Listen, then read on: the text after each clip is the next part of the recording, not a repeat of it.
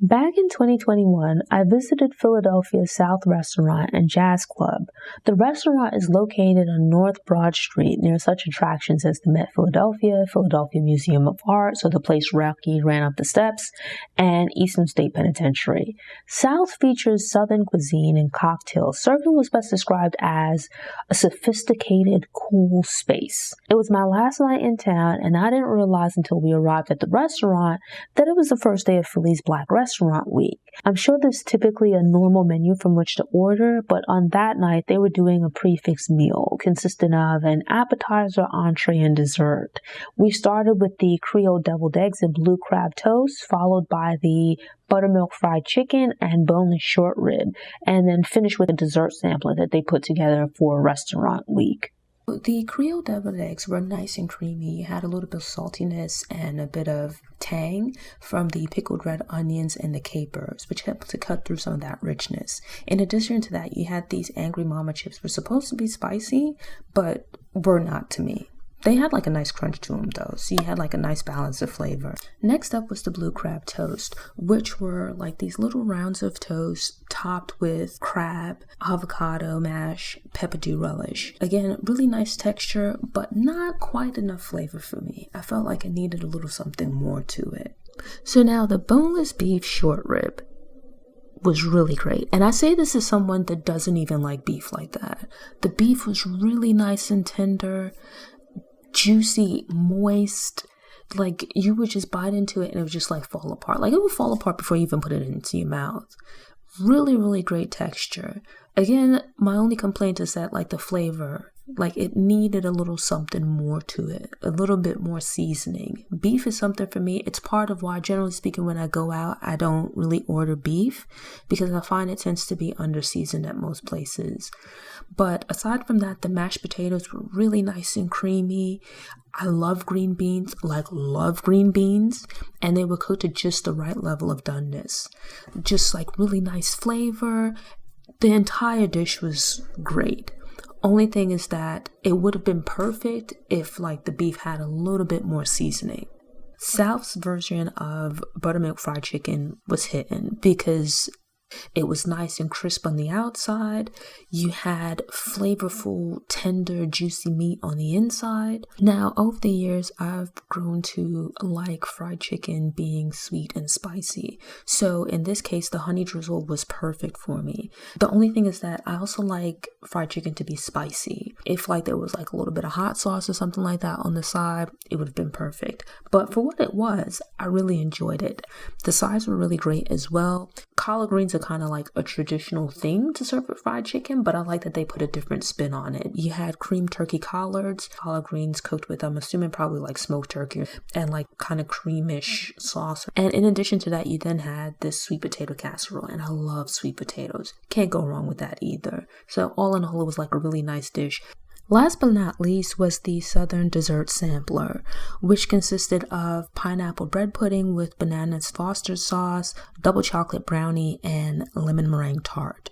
Bread pudding here, like the flavor, it was really great. I liked it. I liked the texture of the bread pudding as well. But like the sauce drizzled over it, I didn't really like the appearance of it. Too tough. I don't like wet bread and things like that, or runny liquids. So in this case, having it on the plate, like with the brownie, the liquid was like running onto the brownie. I didn't really care for that, but it's something that might not bother other people.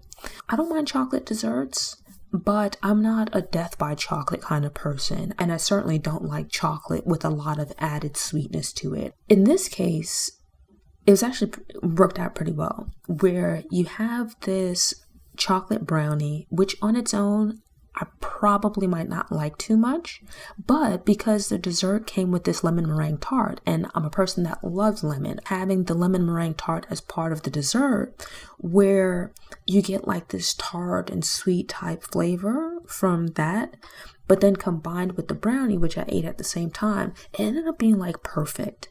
So it's like you get this rich chocolate dessert, but then you also have like this lemon meringue tart that's just like the right combination of tartness with sweetness and then the richness from the brownie. So eating the two of those together was actually really good. My favorite would probably be the lemon meringue tart, or it's served separately. it actually works really well together as a sampler. The flavors and textures complement each other. So when we arrived, there wasn't a parking lot, but there was ample on-street parking. We parked across the street. It was like mere seconds to the restaurant. I do believe that like you have to pay the meter depending on the time that you get there. We arrived, the place looked pretty nice from the outside. Nice, clean, sleek appearance, but not overly fancy. So you enter into the restaurant and it kind of reminds me of someone's kitchen where the decor is sort of like these, I would describe them as kitchen cabinets, if you think of it like glass front kitchen cabinets. And they have on display their collection of various whiskeys, as well as jars containing like different pickled items. So if you think of like someone's kitchen in the South, it's just like a nice cozy vibe. Certainly a place that you could dress up and go out to for a good night out, but you could also go to after like a day out and about exploring the city. You can come as you are without really having to dress up. Adding to the ambiance is the restaurant's adjoining jazz club, which contributes a mellow and somewhat hushed soundtrack that never too loud for patrons in the restaurant who might want to talk over dinner. It's dimly lit with almost golden light, and that creates a warm, welcoming vibe. The vibe was really dope, and as someone who's into food, I liked being able to see the food being prepped. It's one of my quirks. So when we arrived, I feel like the place was pretty busy because of restaurant week, and seating was readily available at the bar, which is completely fine with me.